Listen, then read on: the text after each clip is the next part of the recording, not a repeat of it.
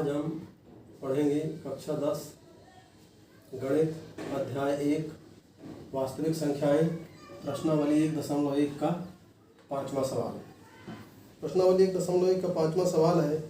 Euclid की विभाजन प्रमेय द्वारा दर्शाइए कि किसी धनात्मक पूर्णांक का घन 9m धन 1 तथा 9m धन 8 के रूप का होता है। यहाँ पर हमें दर्शाना है कि धनात्मक पूर्णांक का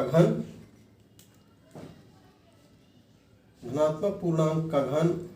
9m या 9m धन 1 या 9m धन 8 के रूप का होता है। इसके लिए हम यहाँ पर माना ये कोई धनात्मक पूर्णांक है, तब हम इस धनात्मक पूर्णांक को इसके पहले के प्रश्न की तरह 3b धन 1 तथा 3b धन 2 के रूप में ले सकते हैं। यदि ये कोई धनात्मक पूर्णांक है तब यह 3b धन 1 तथा 3b धन 2 के रूप का होगा। इसमें 3 स्थितियां संभव हैं और इन तीनों स्थितियों को हम अलग अलग देखेंगे और इन स्थितियों में देखेंगे क्या इनका घन 9m धन 1 और 9m धन 8 के रूप का होता है कि नहीं होता। पहली स्थिति है स्थिति 1 में जब a बराबर 3b, यहाँ पर a बराबर हमने 3b माना है, यहाँ पर a बराबर 3b, तो यदि a बराबर 3b हो तब a की घात 3 a क्यूब बराबर 3b की घात 3b गुणे 3b बराबर, ये 3 का गुणा किया तो 3 त्रिका 9, और ये 3 अब b का 3 बार गुणा किया तो 3b 9 गुणे 3b क्यूब, जहाँ 3b क्यूब बराबर m, तो ये 3b क्यूब को हम यहाँ पर m मान लेंगे। तो यहाँ पर 3b क्यूब बराबर m, तो इसलिए a क्यूब बराबर 9m। तो इस प्रकार से ये a की घात 3 जो है वो 9m के रूप की है। स्थिति सेकंड में a बराबर 3b धन 1 हो तब, यदि a बराबर 3b धन 1 हो तब a क्यूब बराबर, यहाँ a क्यूब बराबर 3b धन 1 की घात 3, तो यदि a क्यूब बराबर 3b धन 1 की घात 3, तो यहाँ पर a बराबर 3b है और b बराबर 1 है, इसलिए a क्यूब बराबर a क्यूब यानी 3b का क्यूब अधन 3 इंटू a स्क्वायर यानी 3b स्क्वायर और इंटू b यानी 1। इस सूत्र के अनुसार, ये धन b के होल क्यूब के सूत्र के अनुसार, तो 3b का cube 3 into 3b square into 1 धन 3ab स्क्वायर, तो 3 a की जगह 3b और b की जगह 1 का वर्ग, 3ab स्क्वायर अधन a का क्यूब यानी 1 का क्यूब। इनका हम 3 बार गुणा करेंगे, 3b गुणे 3b तो 27b क्यूब आएगा। इसका हम 3 गुणे 3b गुणे 3b, तो 3 त्रिका 9 9 त्रिक 27b स्क्वायर हो जाएगा, b स्क्वायर, और ये 3 त्रिका 9b धन 1। यहाँ पर हम 9b कामन ले लेंगे, 9b कामन लिया तो 9 त्रिक 27, एक तो भी बाहर चला गया तो 2b बचे, 3b स्क्वायर, और 9 त्रिक 27, एक तो भी बाहर चला गया तो b बचा 3b, तो 3b स्क्वायर धन 3b, और यहाँ भी 9b बाहर चला गया तो 1 बचा, तो 9b इंटू 3b स्क्वायर धन 3b धन 1 अधन 1। यहाँ पर b इंटू 3b स्क्वायर धन 3b धन 1,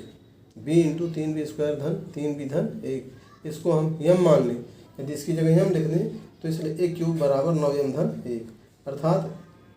a की घात 3 जो है वो 9m धन 1 के रूप की हो सकती है। तीसरी स्थिति इसमें यह है कि जब a बराबर 3b धन 2 हो, जब a बराबर 3b धन 2 हो तो यहाँ पर हम a का क्यूब बराबर 3b धन 2 का क्यूब, इस सूत्र के अनुसार, ये धन b के होल क्यूब के सूत्र के अनुसार फिर से हम इसका प्रसार करेंगे। तो यहाँ a की जगह 3b है और b की जगह 2 है, तो a क्यूब बराबर इसका प्रसार करेंगे ये धन b के होल क्यूब के सूत्र से, तो 3b की घात 3 धन 3 गुणे a स्क्वायर यानी 3b स्क्वायर और गुणे b यानी 2,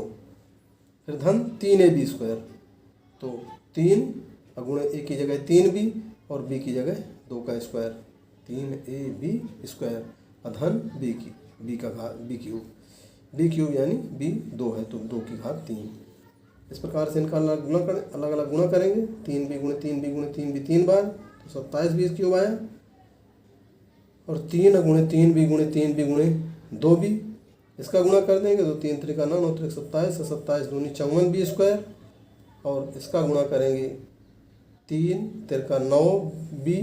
और गुणे 2 दूनी 4, 9 चौको 36 बी, धन 2 का 3 बार गुणा करेंगे 2 गुणे 2 गुणे 2। तो यहाँ पर 27 बी क्यूब धन 54 बी स्क्वायर धन 36 बी धन 8 आएगा। यहाँ पर हम 9 बी फिर से कॉमन ले लेंगे, 9 बी कॉमन लेंगे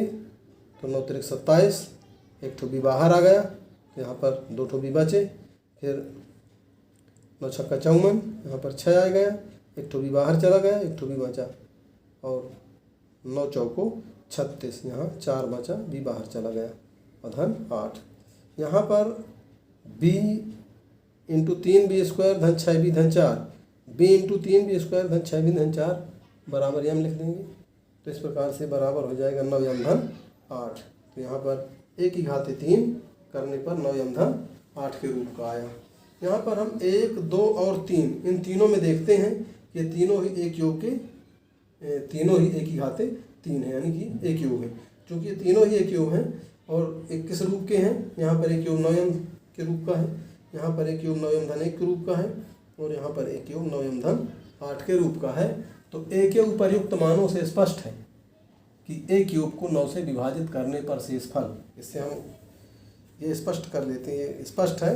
कि एक योग को 9 से विभाजित करने पर शेषफल या तो 0 आएगा जैसे यहाँ आया है, या तो फिर 1 आएगा, और या तो फिर 8 आएगा। अतः हम ये कह सकते हैं कि किसी धनात्मक पूर्णांक संख्या का घन या तो 9 यम के रूप का होगा, या फिर 9 यम धन 1 के रूप का होगा, या फिर 9 यम धन 8 के रूप का होगा। अतः किसी